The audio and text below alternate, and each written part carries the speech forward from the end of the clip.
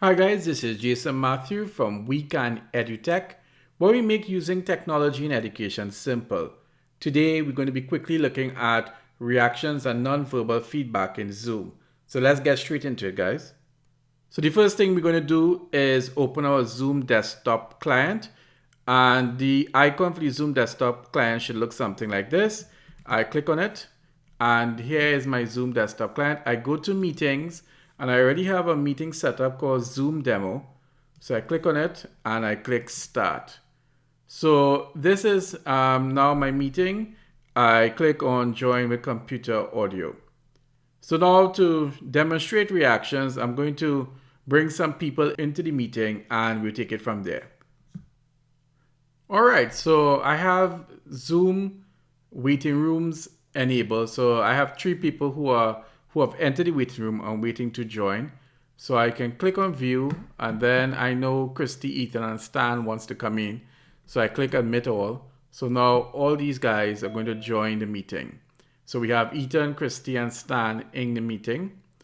And today, as I said, we're just going to quickly look at reactions and nonverbal feedback. Now, in the older versions of Zoom, there had some of the feedback was in the participants panel. But if you are not using the participants panel, that was kind of difficult to get to. So what they have done is that they've moved all the feedback and emojis and so on under reactions. So if you go to the bottom of your Zoom window and you see the reactions, you click on reactions, and there you see a few options there. You can clap, you can thumbs up, yes, no, speed up, slow down, and of course the most important one, raise hand. So we're just going to demonstrate what that looks like, and I'm going to start with the most important one, which is the raising of the hand. So I want you to look at Stan Lee in the participant list. Right now, Stan is at the bottom of the list. But look at what happens when Stan raises his hand. So when Stan clicks on raise hand, you see that Stan moves to the top of the participant list, but just below you because you are the host. And that is a very useful thing, especially if you have a large class with a lot of participants in there, many students. You could miss someone raising their hand. But what the software does is that once someone clicks on the raise hand, they go to the top. So you can see all the participants that are raising their hands right away from this, quickly scanning the participants panel and looking at the top. So let's say Ethan is listening to some part of the class and he loves that part that's going on. So he clicks on the heart icon there. Now if you watch, it comes up in the window with Ethan, so he's there, as well as it's in the participant list as well. But as you can see, it disappears after about 10 seconds. So that's one of the things about the emojis and stuff. They don't last long, they last about 10 seconds. So anything besides the raise hand will last about 10 seconds before it disappears. Christy agrees with what's going on. She thinks we are doing a good job. So she gives us a thumbs up. So you see it's in the Christie's window, as well as it's in the list of participants there. And it, of course, disappears after 10 seconds. We could also change the view of how we look at. So right now I have it as speaker. So whoever is speaking comes up in the main window here. But we could do a gallery. So you see we have the gallery there now. But Stan still has his hand raised. Now, there are 2 things that could happen there. Now, when Stan asks his question and so on, Stan could, from his end, click on reactions once again, and now he will see the lower hand icon. And if he clicks lower hand, his hand will be lowered.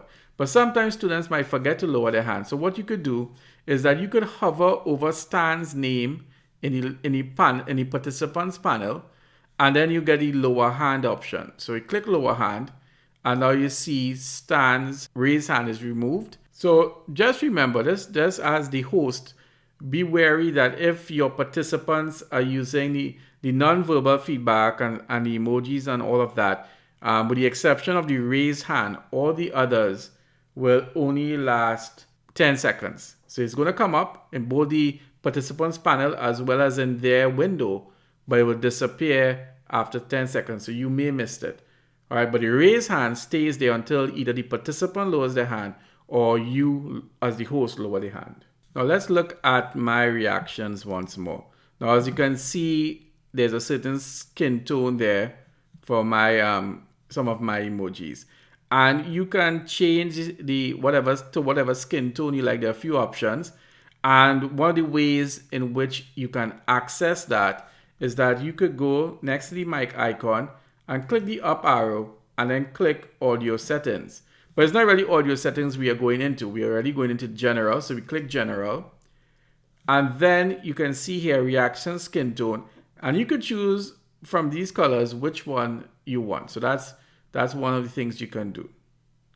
So now we're just going to quickly look at our virtual video backgrounds and filters and so on.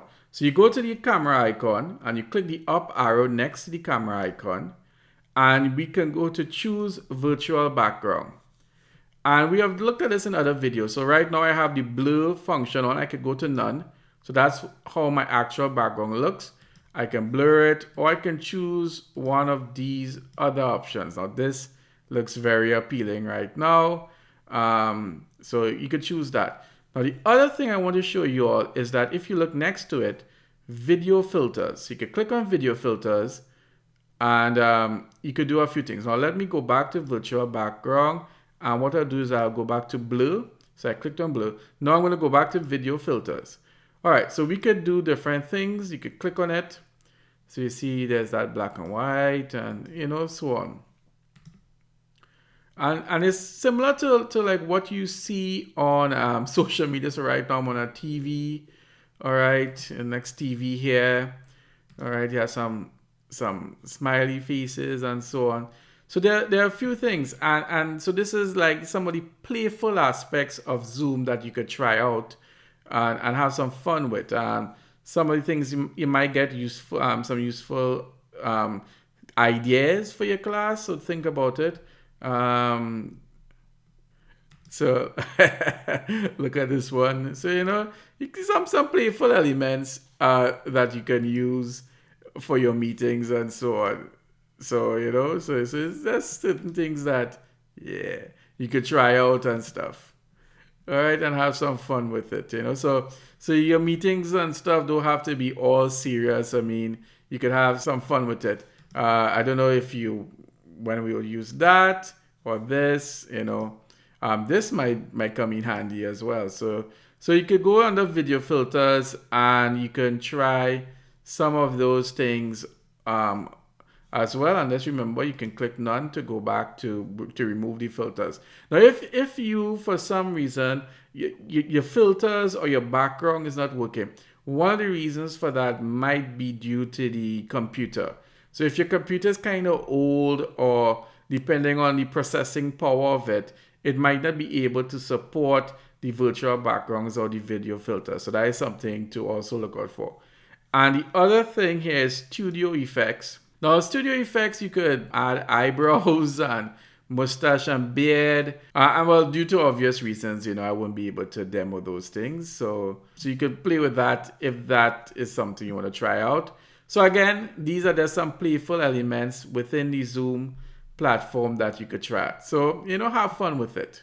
So don't be shy. Visit our YouTube channel. Check out the other videos that we have about Zoom. Thanks for watching. Like, share, and subscribe. Stay safe, guys. Talk to you soon. Bye.